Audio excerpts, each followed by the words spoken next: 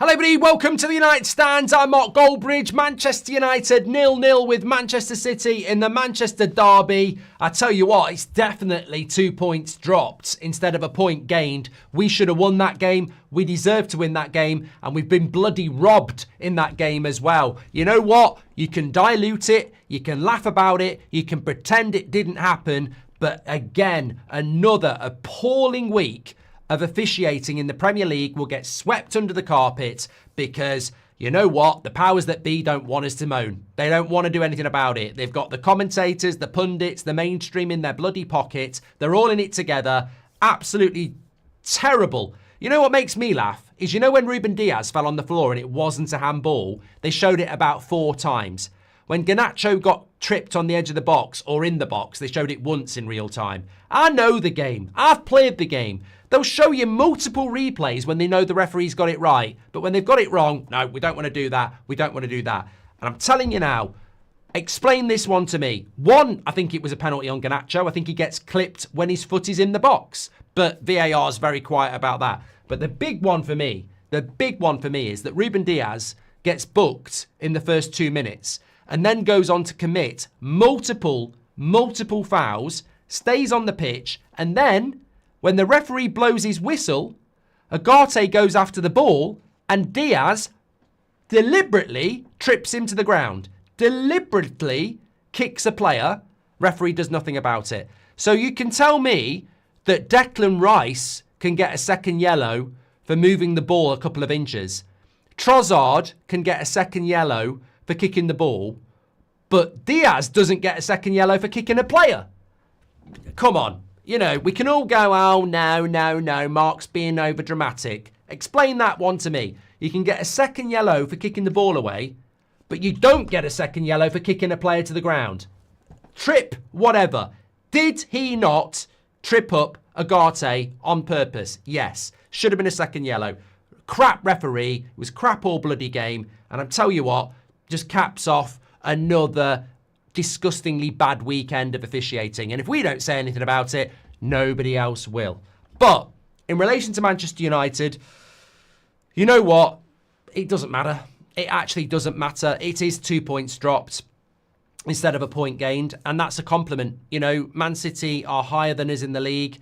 Man City are a better run club than us. And Man City have won more titles than us. And we should have beat them today. We were better than them. We were more dangerous than them. And you've got to take the positives out of that. We've got a massive game coming up on Thursday against Lyon. That's what our season's all about. And if we can replicate what we did today in those 2 games, I would hope that we can get through that. And if we can replicate it in the semi-final, I'd hope we can get through that. I still think we've got a chance. I still think we've got a chance of rescuing this season, because the thing that impressed me about today is that we created about 6 or 7 penalty box chances. Our big issue was we only had 2 shots on target, but we created chances in the box. And I agree with Arfat that the focus is Europa. So look, it was a bit of a crap derby, but we definitely didn't deserve to lose it. I think we deserved to win it. We're not moving up the league table anyway. It's all about Thursday and the following Thursday. But the positives for me is that we'll go through the player ratings in a minute, but look, up front, we've got problems. We know that, whether it's service, whether it's clientele, whatever. But I thought Garnacho was way more disciplined. And I think, yeah, you're going to get the Garnacho haters who will say he's crap, this, that, and the other. And some of them will be in this chat. But the reality is he was really greedy against Forest. And today he was involved in a lot of the good stuff we did and created at least 2 good chances. Bruno was good again. Mazraoui was unbelievable. I don't know how Bruno got man of the match. Not because Bruno played badly, but I just thought Mazraoui was just... I mean, I've played the game. I've watched the game. I don't know how you wouldn't give Mazraoui man of the match. I just don't know how you wouldn't. And that's not taking it away from anybody else. I thought he was unbelievable. And the energy he had makes me think, well, you know, obviously he's been fasting for the last month and he's still done quite well for us. He's not fasting anymore. Maybe there is a direct link into that, because I thought he was bloody brilliant. Absolutely on it, sharp, good passing. I felt he was our best passer. Best tackler, really, really, really sharp, like I said. Maguire did well before he went off. Yoro did well. I thought Delay was okay. I mean, we'll go through the player ratings, but You don't play. Even Casemiro's second half grew into the game as well. But look, do your player ratings. Links in the description. Get involved in that. I just need a water because my throat's getting a bit dry. But yeah, I think there's reasons to be optimistic. Mason Mount came on and didn't get injured. Luke Shaw was back on the bench. Hopefully, De Ligt's going to be back midweek. But look, Man City are fighting for top 5, and at no point was I worried by them today. At no point was I, in fear of them. We know we're always going to raise it for these sort of games, but I think Amorim was genuinely disappointed at the end of that game, and I was genuinely disappointed. But we have got bigger mountains to climb, and I think that obviously starts on Thursday. The season's been a complete write-off. One thing I would say I'm concerned about is that I think we're on 38 points now, and we're still a long way from 50 with, 7 games left. So, it's how many points we can get out of this horrific Premier League season, but obviously it comes down to the Europa League. I thought we moved the ball around well. I thought we created good chances. I mean, they weren't sitters. I don't think anybody missed a sitter, but what I did like is that we created chances. But I think, unfortunately, a lot of our chances fell to the wrong types of players. In the sense that I think Dorgu had a couple, Agate had a couple, Casemiro had another one. You want those chances to be dropping to Bruno or the striker or whatever. And,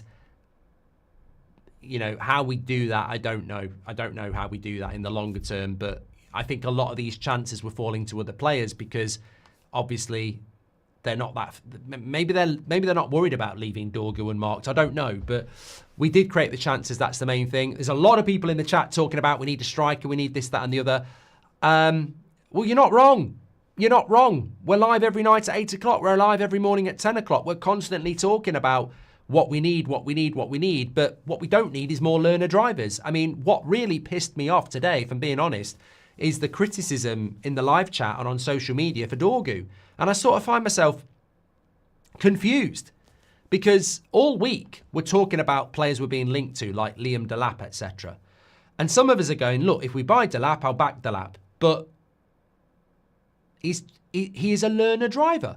He's going to have problems at Man United. He's going to have pressure. He's going to have to learn the job. There won't be any patience. And then I watched Dorgu today, and I see exactly that. We shouldn't have bought Dorgu. Oh, he's not all that. He's already playing shit. And I'm like, hold on a minute. He's 20. But this is why we shouldn't be buying more kids, because we won't be patient with the ones that we've got. We don't understand that a 20-year-old is not going to play like a prime left-back at 20 in his first few months. Probably not in his first 2 years. He's going to have bad games. He's going to have good games. He's going to have okay games. He's going to have good halves, then bad halves. There is no patience in this fan base. And I'm already seeing people turn on Dorgu today. And I'm like, what is it about Sir Jim Radcliffe that he thinks that this fan base is open or capable of taking on more learner drivers? They might be cheap, mates, but read the room. I want to give Dorgu patience. I think a lot of people do. But there's people in this fan base that won't do it. And this is why we need experience. And I look at that game today. Our two best players are Bruno and Mazraoui.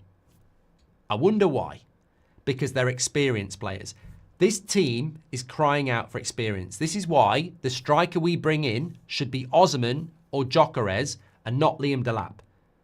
This is why the number 10 we bring in should be somebody with experience. This is why the right wing back we're going to bring in, if we're going to bring one in, should be of experience.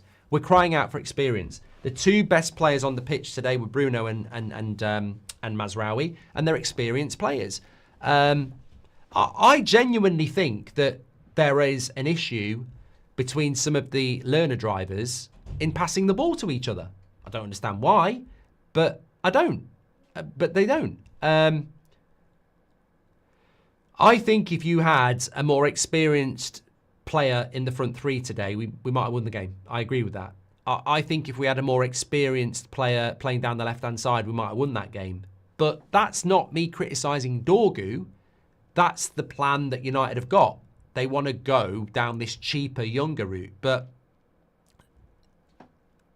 you know, you can't be critical of the player The player has to learn, and it's United who've decided to go down this route.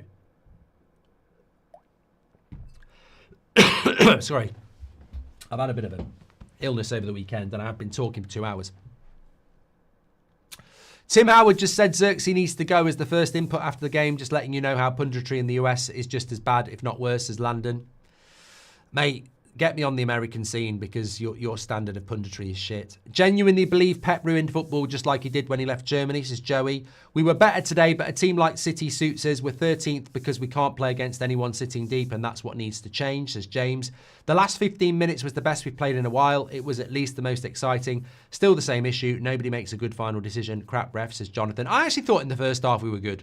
I mean, we created 5 chances in the box in the first half. Crap football game from both teams. How is that getting robbed? Last time United got robbed was by Atalanta for 72 million, says Sir Gareth Southgate. You're hilarious, mate. It's a disgrace of a game for football. It's Manchester Derby, felt like Burnley versus Stoke, says Joey. And how did the game go? Just finished work, says Helig. Patrick Lynch says people will want us to go for young and cheap and then burn them when we aren't balling. I don't get it. Rebuilding is hard. You need a good mix of experience and youth. Give youngsters the time.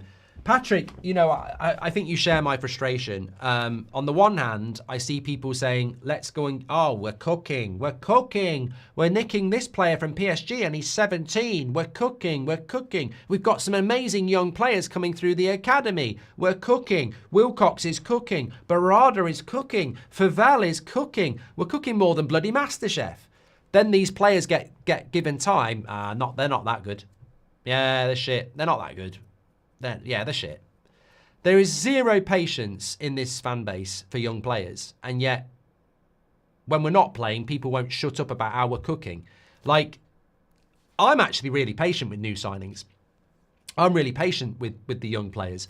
But some people just really aren't. And I don't understand. The Dorgu thing is just so disappointing today. He's got no right foot. We need a player that's got a right foot. We didn't have a left back. We didn't have a left-footed left back for 2 years. We bring a left-footed left back in, and then people are moaning because he can't shoot with his right foot. I mean, you know, some people are just never happy. I think in 3 years, Dorgu might be one of the best left backs in the world, but it's not going to happen It's not going to happen in 3 months. You know, you buy a 20-year-old with potential, they're not going to be the best left back in the league for in 3 months. It's not going to happen. So. We need to steady the ship with the players who have been there and done it, but we also need some youth, but the right youth who will not only learn from the manager, but also from those players, says Double D. Someone says, I'm tired of our fan base, zero patience, realistic targets or defending our own. We have gone from defending our own to making them the easiest targets. Jason says, I don't understand the Hoyland hate. No striker does well here. And bring up the ref's marks as Landon. I spoke about the ref. I thought he was shit, mate. But I want to talk about Thursday and I want to talk about United. The refs have been shit for a week, for more than a week. And I thought the ref was shit today. And I'll argue that with anybody. I genuinely think it was a penalty on Garnacho. I think he gets clipped on his back foot as his foot is at least level with the penalty box. But, you know, I looked at the Everton game yesterday. That's not a penalty. And the foul started behind the box, outside the box. If it was a foul, I think he gets clipped in the box. But Diaz should have been sent off, as I said, but it's gone. It's 0-0. And actually, we're not fighting for the title. I think if we were fighting for the title or top 4, we'd be more moaning about the referee. The refereeing's just shit in this country. What I'm interested in is Thursday night. And what I'm interested in is that we are moving the ball around quite well. We are creating chances. We've just got to build on it. And we're not going to build on it if people keep writing players off. And you know, I look around the chat, I look around social media, Dorgu's this, Garnacho's that, Rasmus is this, Xerxes that, Agate's this. You know, it's just negativity on new signings, on young players, on established players. We have got a chance of doing something with this season. Lyon are not Man City. Athletic Club are not Barcelona. And Eintracht Frankfurt are not Bayern Munich. These are the watered, diluted down versions of the better teams. We've got a chance. We've got a real chance. And I choose positivity over negativity. I choose to see the positives instead of the negatives. I don't see a negative with United's performance today. I really don't. I think a couple of players were under par, but if we can take that performance and confidence into the next game, we'll get through. I really do think that. And this season has to be about that. And it's been a horrible season, I get it. And I don't trust the ownership. And I don't trust some of these players. But we've got the Europa League, and that's all we got. And we didn't lose today. We can build on that. But we're never going to build on it if people are going to go, this player's shit, that's player's shit. You've got a right to say whatever player you think is shit. But we can't do anything about it until June. We've got basically a month and a half with these players. I choose to back them. I choose to support them. I choose to encourage them because they could be the difference. They could be. And on the Garnacho thing, he was awful against Forest. He was shooting from all over the place. He scores 1 goal for every 20 shots. Today, he created 2 good chances. He never stopped running. Yeah, he faded in the second half, 100%. But his performance was better than Forest. And yet I see people in the chat saying, get rid of him, this, that, and the other. I'm like, we can't get rid of him until the summer, even if we are. But compared to the Forest game, he's taken on board the criticism. He's passing the ball. He's more of a team player. And he's had a better game. And still people are going, fucking shit. Get rid of him, fucking shit. And I'm like, but he's actually responded to what the manager wants and what the fans want. And I actually think he did okay today. But no, he's shit, he's shit, he's shit, you know. Mason Mount could get injured cutting his toenails, and then he's out. And then you can't play Mount instead of Garnacho, and then you need to play Garnacho. So, you know, get behind the players, I say. Andre says, Dorgu was better than Garnacho. Great young players, but senior players are missing. Hope we get experienced striker. We look uncertain in the final third. Pranav says, in retrospect, getting Amorim in the middle of the year was bad. Well, I think we've all said that. It was a stupid idea, but it is what it is. Today, Garnacho put himself on the transfer list. There is no way he will suddenly become a player for Amorim's system. You see, I think people just see something I don't see. I really don't see that Garnacho put himself on the transfer list. I'd be pretty convinced that Amorim would be very happy with his performance, actually. That's my take. I do not believe Garnacho is good enough to start in any of the big six. See, Garnacho's the problem now. There's always a scapegoat, isn't it? Mark, thoughts on Delo today? I thought he looked quality. I thought Delo had a good game, Cameron. Yeah, I think he did. I really do. Right, let's do the player ratings. Mark every player out of 10. 6 being average. I don't know whether this is going to send me to football heaven or football hell. But it's Sunday night anyway. Okay. Anana. 6. Yeah, 6. I mean, I'm not going to give him anything lower than that. Look, distribution-wise, not great. Coming for corners, not great. Made a couple of decent saves. I'll give him a 6. He needs replacing. Amorim wants to replace him, but we can't do it till the summer. So I support him, get behind him, and he could still be here next year anyway because managers don't necessarily get what they want anyway. So I'll give him a 6. My man of the match was Mazraoui. I thought he was absolutely fantastic. I'd give him a 7.5. I thought his game was flawless. I thought he was the best player on the pitch. Fans are still there, sitting in, says Joseph. Yeah, I'm just looking at the TV. I mean, considering there's 75,000 people there, there's not loads sitting in, is there? Which is a shame. But the legends that are, fair play. Maguire, 6.5 for me. You see, I think. So look, I've played the game. I've done this for a long time. Rajaf says Garnacho just needs to develop more. He's not that bad. I think people are being overly negative in the player ratings here because Mazraoui should be posting above a 7. Maguire should be posting above a 6. We've not conceded against Man City and we never looked like conceding. If we'd scored the chances we had and won the game 2-0, like we should have done, you'd give those defenders a good score. But they've got no impact on those scoring goals. They've done their job, and they've done their job well. Yoro, I think, was a 6.5 as well. Thought he had a good game. Very happy with him. He's showing more maturity, bringing the ball out from the back, staying fit. Yeah, I thought Yoro played well. Delo, 6.5 as well. One of his best games. Probably his best game, actually, I've seen in months. You know, I think that's probably Delo's best game I've seen in months. One thing I will say is we do need to remember it's a Manchester derby, and I expected them to turn up. They've got to bloody turn up on Thursday now. They've got to turn up on Thursday. Casemiro, I thought second half. I thought first half a bit hit and miss. I thought second half very good. 6.5 bordering on a 7. Yeah, I thought he was good in the second half. And the fact that Casemiro is staying on the pitch instead of Agate now, I think this is becoming a problem for Agate because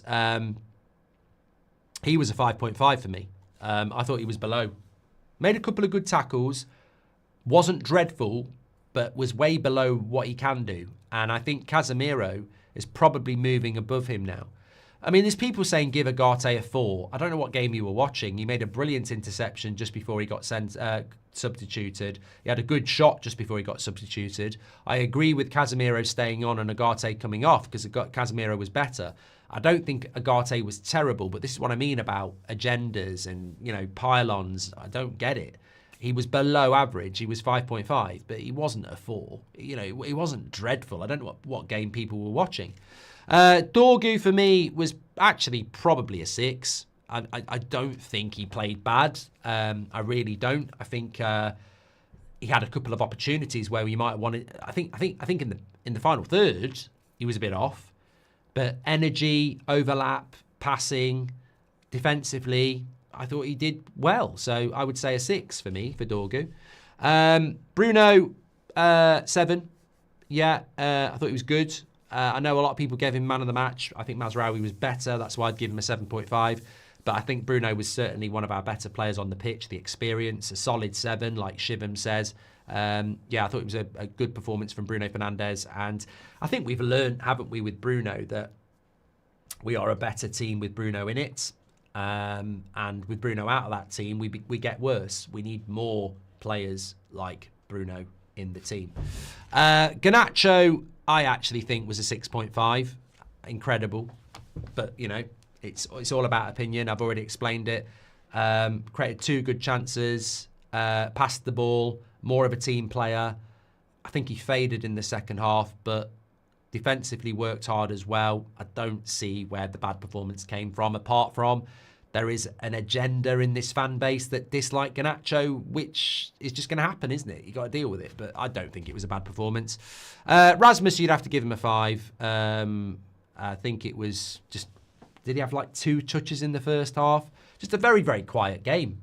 Not in the game. You know, you can't argue with it. It wasn't, it was below par. He's just not in the game. Lindelof, I mean, I hope Maguire's not carrying an injury. I really do. I think that was 60 minutes, so I'm hoping that Maguire was sort of managed out of the game. Lindelof worries me. Straight away he came on and gave us a free kick, so give them a free kick. So 5.5, I think, for Lindelof. Mount, 6. Didn't really do anything, did he? Xerxes, 6. Good chance. Not a good chance. Good cross from Dorgu. And he converted it towards Edison. It was never going to go in, but at least it was something. Be interesting what team he goes for against Lyon, actually, because I don't think we need to play Casemiro and Agate in France. I'd play Bruno deeper, and I'd play Xerxes and Garnacho or Mount, one of those two. I don't want us to play Casemiro and Agate. I want us to get Xerxes on the pitch. I'd like to play Bruno a little bit deeper. As for Amorim, I mean, look, in relation to Ruben Amorim, what can he do? I think he coached a win, probably, again. Yeah, I think he coached as a win. I'm trying to think of it. I mean, defensively, very good. Lots of chances created. Yeah, I'd probably give him a 6.5. I mean, he didn't win the game, so I can't give him any more. Yeah, 6.5. I agree with that. I think it's defensively a good performance. Offensively, we've created chances and not took them, albeit, you know, not absolute sitters. And I agree with what somebody just said in the chat there, Kevin Riley, it's getting better. Garnacho, apart from Bruno, makes things happen, says Justin. David says it was good to see players from the past enjoying the game. King Eric, the Great Dane, and Luke Shaw. And long-term, Bruno can't play on the right. We need a natural wide player because all the players get forced on the left. Backup for Ahmad is heavily needed, says Nay. We miss Anthony, says Keel. And I do, however, still think, like Garnacho, we're missing Ahmad, says Andres. Don't think that was a bad performance, says Andy. No, I mean, I certainly haven't said that. As I said, I'm taking the positives. We kept a clean sheet. Man City didn't threaten, and we created more chances. We just need to build on that. I've said we're going to win the Europa League. A lot of people don't agree with me.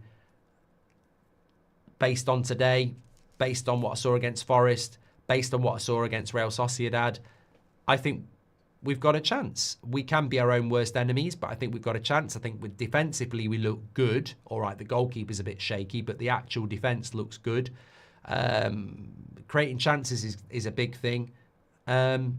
We've got to take the positives and we've got to stay confident. Definitely. Who's man of the match? Yeah, I agree. Bruno, by the way, got 32%, so it was pretty much split. But Mazraoui is your man of the match, and Mazraoui is my man of the match as well. So thank you, everybody, for that. Make sure you smash a like on the video and subscribe. Happy birthday, Mark, says Tyler. How long do you think a manager needs to create a competitive team and then creating one capable of winning this league?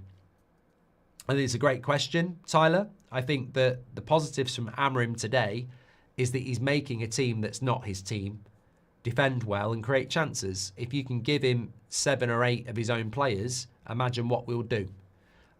He's doing that with Ten Hag's players and Dorgu. Imagine what he'll do with his own. So we need to deliver players. But I think what we saw again today is exactly what we've been talking about. We need experience. We don't need any more learner drivers. We don't. Rasmus is learning. Garnacho is learning. Dorgu is learning. Agate is still learning. He's in year 1, I suppose, to a certain extent. Yoro's learning. We need some experience in that team. We really, really do. But they played well today. As a team, we played well. The manager did well. He managed to win. We ended up with a draw. And a little bit of luck and a little bit of good officiating, and I think we would have won it. So I'll take that ahead of a massive game on Thursday. Anyway, let's get over to the fan forum. What shall we spam the chat with? Maz is the man, I think, is what we go with. Maz is the man. Or Maz is MOTM. That works even better. Thanks, everyone, for watching. Take care. I'll speak to you later. Get over to the fan forum and legends in the chat, wherever you've been watching. I know it's really late now if you're in Australia and New Zealand and lunchtime in the States, maybe early afternoon. I can't think of any other times, but thanks, everyone, for watching. Take care. Speak to you in a bit.